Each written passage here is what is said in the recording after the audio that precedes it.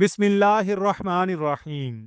لاکھوں اور کروڑوں درود و سلام نبی کریم صلی اللہ علیہ وآلہ وسلم کی ذات بابرکات پر اور آپ کی آل پر۔ ناظرین اکرام، اللہ کے ولی حضرت سفیان ثوری رحمۃ اللہ علیہ طالب علمی کے زمانہ میں ایک مدرسہ میں تعلیم حاصل کیا کرتے تھے۔ اس مدرسہ کی جس دیوار کے سائے میں آپ اکثر بیٹھا کرتے تھے، اس دیوار کے ساتھ ہی ایک مکان تھا۔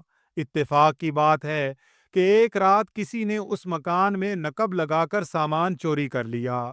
جب صبح ہوئی تو مالک مکان نے اپنے گھر میں نقب لگی دیکھی۔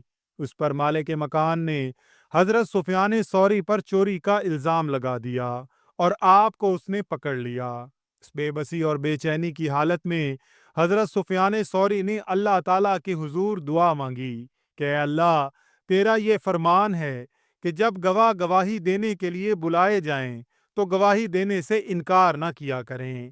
اے اللہ، تیرے سوا یہاں پر میرا اور کوئی گواہ نہیں۔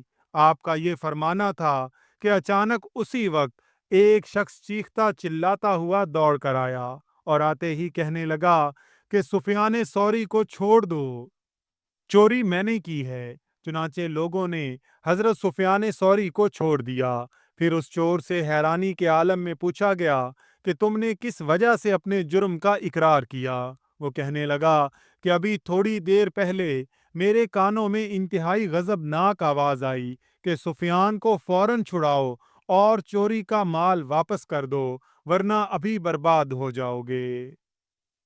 اللہ تعالیٰ سے دعا ہے کہ اللہ تعالیٰ ان نفوس قدسیہ کے صدقے ہمیں بھی راہ ہدایت پر استقامت عطا فرمائے۔ آمین یا رب العالمین۔